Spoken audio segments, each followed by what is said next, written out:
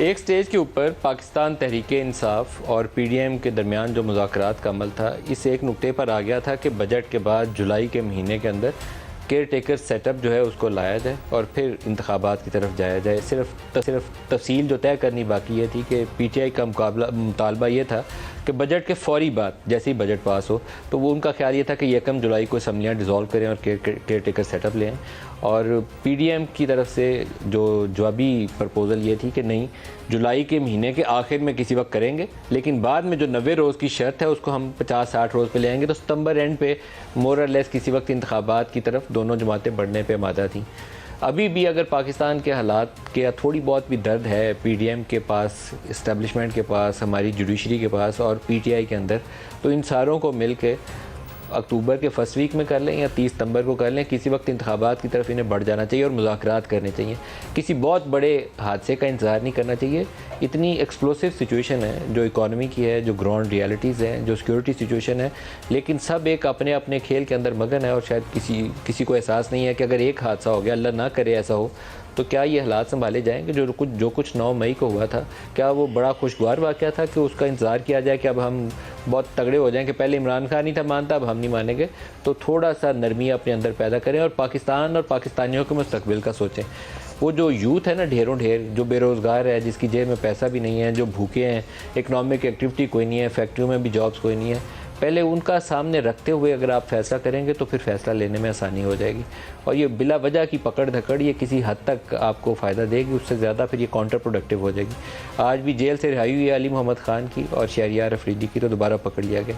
ये दुरुस्त अमल नहीं है। अगर कोई मुकदमा है तो मुकदमा चले, मुकदमे में सज़ा हो जाए वो ठीक है। इसी तरीके से इमरान रियाज़ है, उसकी जबरी गुमशुदगी के ज़ुमरे में उसकी वो आती है, तो ये पाकिस्तान में नहीं हो सकता। पाकिस्तान एक महज़ब मुल्क है और इसके अंदर ऐसे किसी की जबरी गुमशुदगी और बिल्कुल नामनासिब और काबिल मज़म्मत हरकत है। हमने पीटीआई के कुछ लोगों की फ़हरिस्त मुरतब की है। अभी तक हमारे पास जो इनके पार्लियामेंटेरियंस की तादाद है वो 100 से ज़ायद है, जो अपना लातल्लुकी का ऐलान कर चुके हैं पाकिस्तान तहरीक इंसाफ से। 108 या 110 के करीब तादाद हो चुकी है। शायद अगले चंद रोज़ के अंदर ये तादाद 10, 20, 50 और इसमें इजाफा हो जाए। लेकिन जितना डेंट पीटीआई को 9 महीने डालना था वो डाल दिया। अब ये ओवरडू कर रहे हैं जो भी कर रहे हैं, तो वो इस्टेब्लिशमेंट कर रही है, पीडीएम कर रही है, दोनों मिल के कर रहे हैं। दोनों को अपनी राह दुरुस्त करनी चाहिए। अब जो नाम मेरे सामने है वो सुन लें, तो पीटीआई में बाकियों के नाम, एटलीस्ट मुझे सारों के नाम भी नहीं आते इसके अलावा। आमिर कियानी, फवाद चौधरी, शीरी मुजारी, मलक अमीन असलम, मुसरत चीमा, जमशेद चीमा, राजा खुरम नवाज़, मलिका बुखारी, सैफुल्ला नियाजी, चौधरी वजाहत, फ़याज़ुल हसन चौहान, हुसैन इलाही, फ़िरदौस आशिक, मुराद रास, खुसरो बख्तियार, इब्रारुल हक, हाशिम डोगर, अली जैदी, इमरान इस्माइल, महमूद मौलवी, साइमा नदीम, असलम खान, उस्मान तरकई, मलिक जवाद हुसैन, डॉक्टर हैदर अली, हाजी शौकत अली, आफ्ताब सदीकी, फैज़ुल्ला का मौका, खुरम शहजाद, तैमूर भट्टी, जमील अहमद खान, और ये लंबी फहरिस्त है, मैं सारी पढ़ सकता हूँ, लेकिन शायद सारों के नाम आपको भी नहीं आते होंगे। तो जो कुछ होना था पीटीआई के साथ हो चुका है। पीटीआई ने अपने पाँव पे खुद बहुत बड़ा कुल्हाड़ा मारा है और उनको जो वो कुछ बयानियाँ डेवलप कर रहे थे ना पिछले 3-4 साल, वो किसी हादसे पे मुंतज होना था, उसके बगैर ये रुक नहीं था सकता। क्योंकि इमरान खान को साबित कर दिया था कि वो सबसे दुनिया का पारसा आदमी आज की दुनिया का वही है, और ये पीडीएम वाले सारे चोर डाकू हैं। ये हमारी रेड लाइन है, जिसने उस पर हाथ डाला तो फिर वो देख लेंगे हम उसको, वो पाकिस्तान में रहता कैसे। उसका किसी स्टेज पे जाके ये ऐसा ही हादसा होना था जो हादसा हो गया, और उसमें इस्टेब्लिशमेंट को अपना कसूर मानना चाहिए। 12 साल की इन्वेस्टमेंट थी जो 9 मई को जो कुछ हुआ, 12 साल की इन्वेस्टमेंट। 2011 से ये प्रोसेस लाहौर के जलसे से शुरू हुआ था। तो हमें अपनी माजी की गलतियों से सीखते हुए आइंदा की राह दुरुस्त करने की कोशिश करनी चाहिए। आज आईएमएफ के एक बहुत सीनियर ऑफिशियल ने स्टेटमेंट जारी किया पाकिस्तान के ऊपर। हमारे पीएम की तरफ से एमडी से रब्ता कायम किया गया, तो उन्होंने कहा कि बजट से पहले, ये जो 30 जून को बजट पास होना है, इससे पहले कोशिश करेंगे कि बोर्ड मीटिंग पाकिस्तान की हो जाए।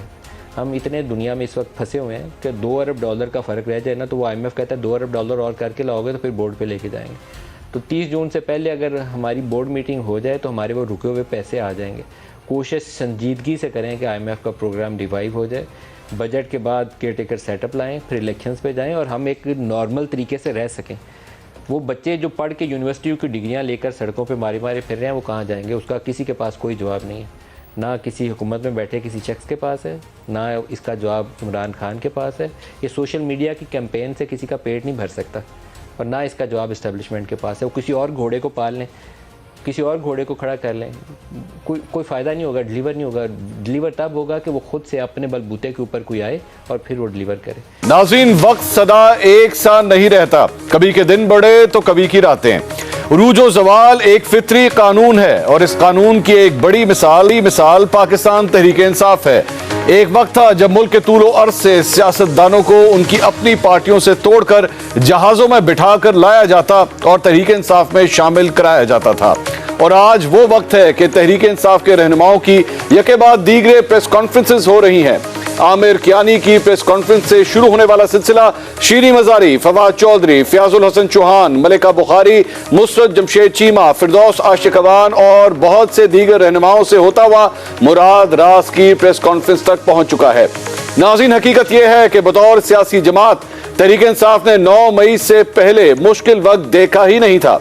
हुकूमत जाने के बाद भी मेरे कप्तान और तहरीक इंसाफ खुलकर खेलते रहे और किसी ने ना रोका। 9 मई के अफसोसनाक वाकयात के बाद तहरीक इंसाफ को पहली बार मुश्किल हालात का सामना करना पड़ रहा है। तहरीक इंसाफ अपनी 26 साल तारीख में पहली बार निशाने पर आई तो मेरे कप्तान के गले में मोतियों की माला की मानंद परोए हुए सभी रहनुमा यूं तहरीक इंसाफ से निकले जैसे टूट जाने वाले माला के मनके बिखर जाते हैं। खुद को कप्तान का जानिसार कहने वाले पहले गिरफ्तार और फिर फरार हो गए। ये सब वो लोग हैं जो माजी में मेरे कप्तान की तारीफों में जमीन और आसमान के कलाबे मिलाया करते थे। ये सियासतदान अपनी वफादारी का यकीन यूं दिलाते गोया उनसे ज्यादा मेरे कप्तान का वफादार कोई नहीं। लेकिन अब ये सब तहरीक इंसाफ को छोड़ने का ऐलान कर चुके हैं। आपको सुनवाते हैं तहरीक इंसाफ छोड़ने वाले रहनुमाओं के उस वक्त के और इस वक्त।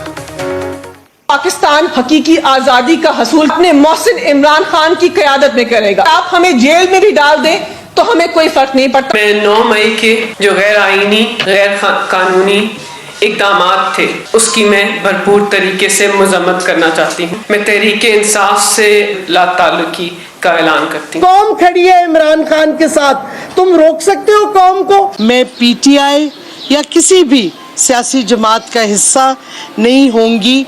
मैं 9th और 10th में पर होने वाले वायलेंस की मजम्मत करती हूँ। खान साहब के हम साथ हैं, असल जद्दोजहद तो खान साहब की है ना। हम लेकर रहेंगे आजादी, तेरा पग पिटेगा आजादी। 9 मई को जो वाकयात पेश आए इंतहाई काबिले शर्म थे और तहकीकात में जो भी लोग मुलव्वस हैं चाहे वो पीटीआई के हैं उनको करार वाकई सजा होनी चाहिए। अवाम जो है वो इमरान खान के साथ सीसा पिलाई दीवार बन के खड़ी है। 9 मई को एक मुनज्जम साजिश के जरिए ज़मान पार्क से एक भरपूर मंसूबाबंदी करके साजिश तैयार की गई। मैं इन तमाम शरपसंद और दहशतगर्द कार्रवाइयों की वजह से पीटीआई का हिस्सा नहीं रहूंगी और अपने रास्ते जो है वो पीटीआई से जुदा कर रही हूँ। ये -1 कभी भी नहीं होगा। पाकिस्तान की सियासत के से इमरान खान साहब को कभी भी बाहर नहीं किया जा सकता। इस किस्म की एजिटेशन वाली जो सियासत है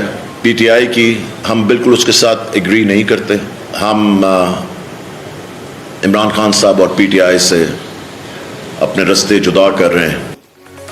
नाज़रीन, इन रहनुमाओं के पार्टी छोड़ जाने के फैसलों के बाद सोशल मीडिया पर मेरे कप्तान के खिलाड़ी भी उतने एक्टिव नजर नहीं आ रहे जितने वो पहले हुआ करते थे। उनके लिए हर नई प्रेस कॉन्फ्रेंस गालबन एक नया धचका साबित हो रही है और यह सिलसिला अभी रुकता नजर भी नहीं आ रहा। इन्हीं प्रेस कॉन्फ्रेंसेस के दौरान ही हुकूमत ने मेरे कप्तान समेत तकरीबन 750 अफराद को नो फ्लाई लिस्ट में डाल दिया है। गोया मुकदमात के लिए हुकूमती तैयारी आखिरी मराहिल में दाखिल हो चुकी है।